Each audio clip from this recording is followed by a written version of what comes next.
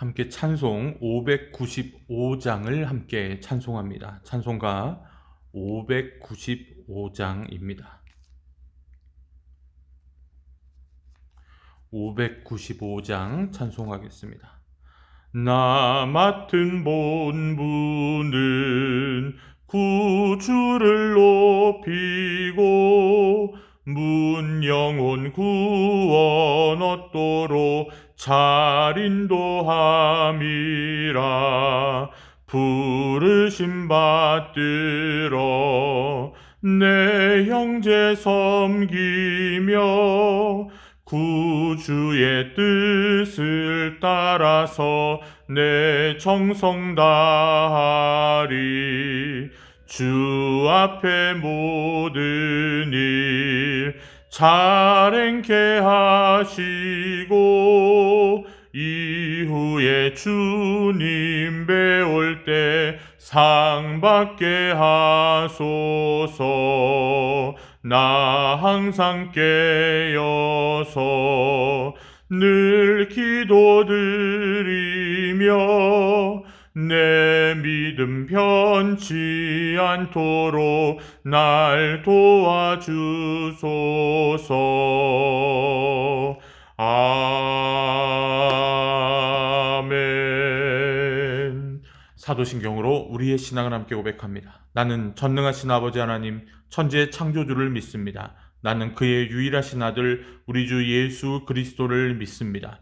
그는 성령으로 잉태되어 동정녀 마리아에게서 나시고 본디오 빌라도에게 고난을 받아 십자가에 못 박혀 죽으시고 장사된 지 사흘 만에 죽은 자 가운데서 다시 살아나셨으며 하늘에 오르시어 전능하신 아버지 하나님 우편에 앉아 계시다가 거기로부터 살아있는 자와 죽은 자를 심판하러 오십니다. 나는 성령을 믿으며 거룩한 공교회와 성도의 교제와 죄를 용서받는 것과 몸의 부활과 영생을 믿습니다. 아멘. 오늘 이 새벽에 함께 나눌 하나님의 말씀 역대상 24장 말씀 함께 봅니다. 구약성경 645, 646조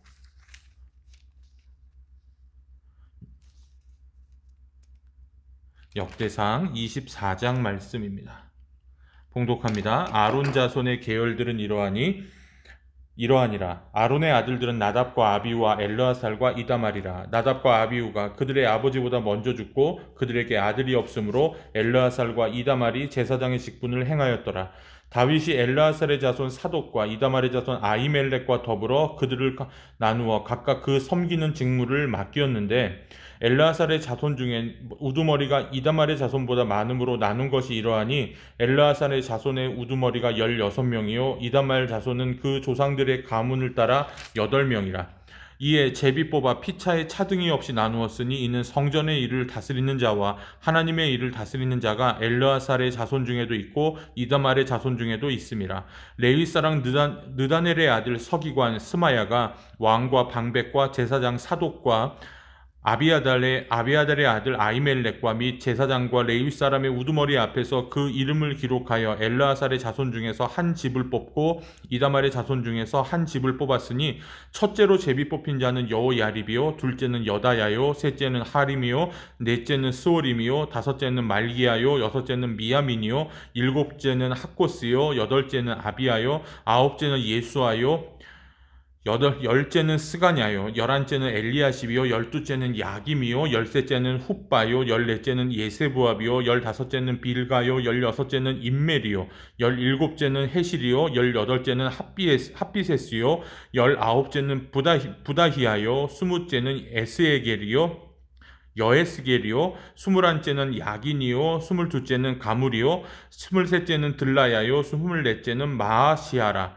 이와 같은 직무에 따라 여호와의 성전에 들어가서 그의 아버지 아론을 도왔으니 이는 이스라엘의 하나님 여호와께서 명령하신 규례더라. 레위 자손 중에 남은 자는 이러하니 아므람의 아들들 중에는 수바엘이요 수바엘의 아들 중에는 예드야며 리아바에게 이르러는 그의 아들 중에 우두머리 이시아요. 이스라엘의 아들 중에는 슬로못이요. 슬로못의 아들 중에는 야히시요. 헤브론의 아들들은 장자 여리야와 둘째 아마랴와 셋째 야하시엘과 넷째 여가무함이요.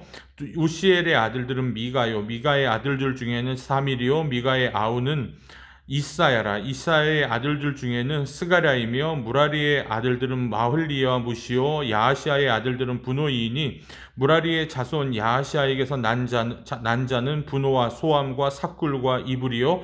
마흘리의 아들 중에는 엘라살이니 엘라살은 아들이 없으며 기스에게 이르러는 그의 아들 여라무엘이요. 무시의 아들들은 마흘리와 여델과 여리못이니 이는 다 그 조상의 가문에 따라 기록한 레위 자손이라. 이 여러 사람도 다윗 왕과 사독과 아히멜렉과 제사장 레위 우두머리 앞에서 그들의 형제 아론 자손처럼 제비 뽑혔으니 장자의 가문과 막내 동생의 가문이 다름이 없더라.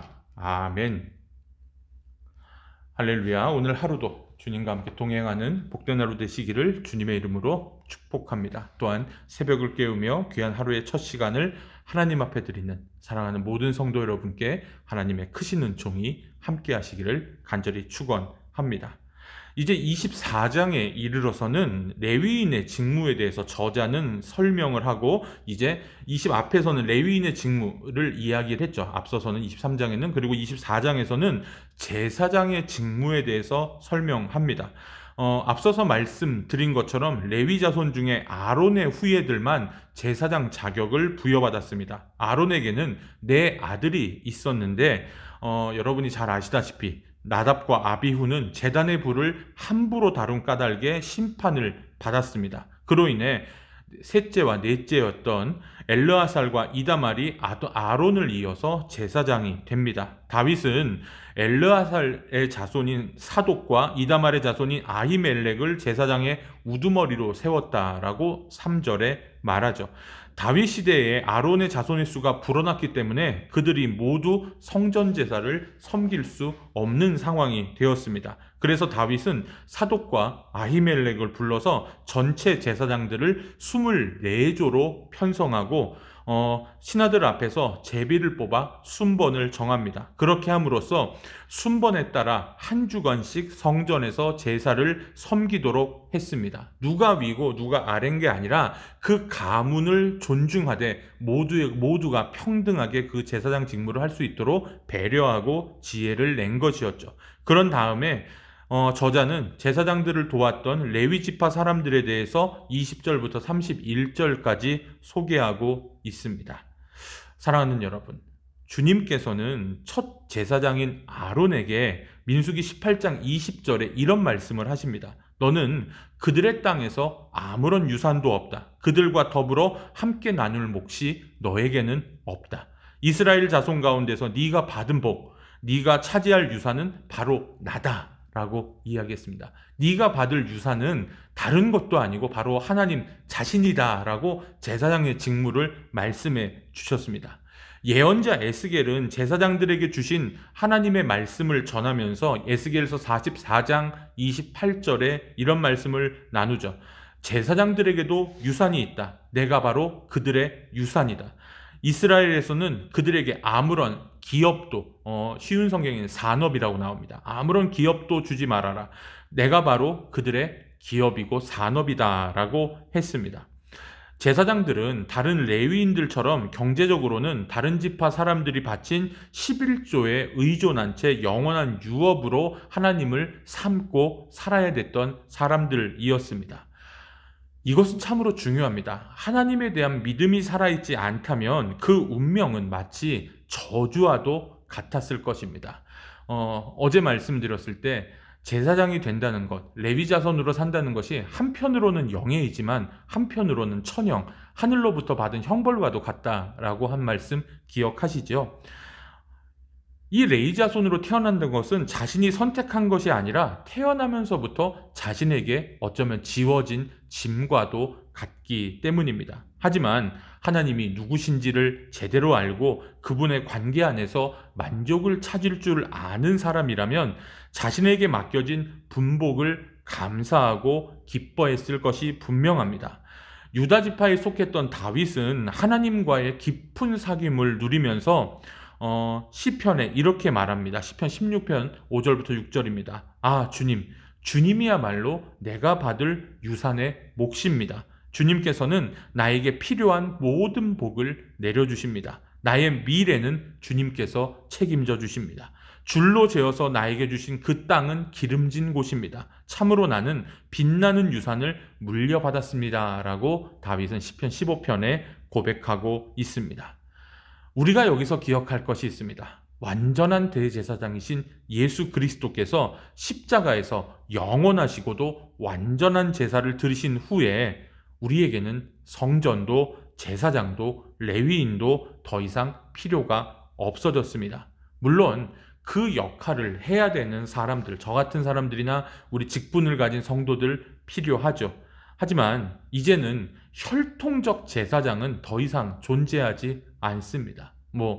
그렇게 말하는 사람들이 있더라고요. 제사장 가문에서 제사장이 난다. 그러나 예수 그리스도의 그 십자가에서 단번에 드리신 완전하고도 영원한 제사, 완벽한 제사를 안다면 그렇게 말할 수 없습니다. 혈통적 제사장은 없습니다. 하지만 믿는 사람 모두는 몸으로 산 제사를 드리는, 로마서 12장 1절에 말하는 몸으로 산 제사를 드리는 제사장이 되었죠. 베드로 사도가 얘기한 것처럼 우리는 왕족 신분의 왕 같은 제사장도 되었다는 사실입니다. 믿음으로 제사장이 된 우리는 하나님 안에서 참된 만족을 찾고 그분만을 영원한 유산으로 여기고 삼아야 됩니다. 그래야만 이 땅에서 주어지는 것에 우리가 더 이상 매이지 않고 자유하게 된다는 것이죠. 세상의 물질이, 환경이 우리를 억압하지 못하는 것은 우리의 믿음의 힘이고 그 믿음이야말로 우리가 이 세상을 굴하지 않고 당당하게 살아갈 수 있는 힘이라는 사실입니다. 바울도 내가 주님 안에서 일체의 비결을 배웠다라고 얘기하잖아요. 내가 부유함에 있건 가난함에 있건 간에 풍족함에 있건 비천함에 처할 줄도 알고 내가 주 안에서 일체의 비결을 배웠다라고 하는 것, 그것을 배우는 것이 하나님 안에서의 진정한 믿음의 성장이라는 사실입니다. 물질에 대해 자족의 비결을 배우고 영원한 것을 추구하며 살아가는 것, 그것이 진정한 믿음의 길이요 성도의 길이라는 사실을 오늘도 깨닫고 살아가는 복된 성도 여러분 되시기를 주님의 이름으로 간절히 축원합니다. 기도하겠습니다. 살아계신 아버지 하나님, 주님만이 우리의 유업이요 기업이요 산업이요 우리의 모든 것 되십니다. 우리는 말로는 이렇게 고백하나 우리는 세상의 물질과 세상의 환경에 너무나 많이 지배받고 억압받고 그로 인해 힘들어하며 너무나 어려운 지경에 있을 때가 많습니다. 주님, 우리를 긍휼히 여겨 주옵소서. 우리의 나약함을 보게 하여 주옵소서. 우리의 연약함이 이제 그 모든 것을 초월하고 뛰어넘어 하나님 나라에 가게 하여 주옵소서. 하나님 나라를 이 땅에서 살며 하나님 한 분만으로 모든 것을 만족하며 자족할 줄 아는 믿음의 사람들이 되게 하여 주시옵소서. 오늘 하루도 주 안에서 복되고 귀한 삶을 살기를 원하는 우리의 아버지들과 어머니들과 자녀들 위해 한량없는 은혜와 복으로 함께하여 주옵소서.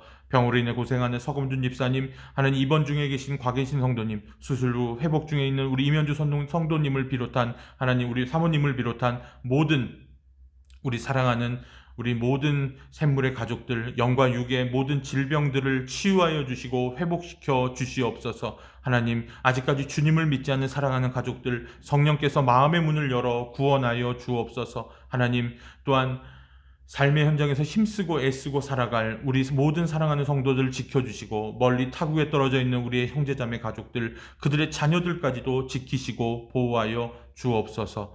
우리 샘물교회를 지켜주시고 이 나라와 이 민족을 지켜주시며 전쟁으로 고통받는 땅들과 전 세계에서 복음의 수고를 아끼지 않는 우리 모든 선교사님들을 기억하시고 하나님 복 주옵소서.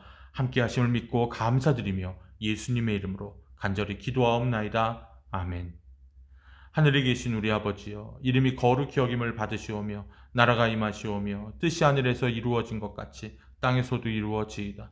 오늘 우리에게 일용할 양식을 주시옵고 우리가 우리에게 죄 지은 자를 사하여 준 것 같이 우리 죄를 사하여 주시옵고 우리를 시험에 들게 하지 마시옵고 다만 악에서 구하시옵소서. 나라와 권세와 영광이 아버지께 영원히 있사옵나이다.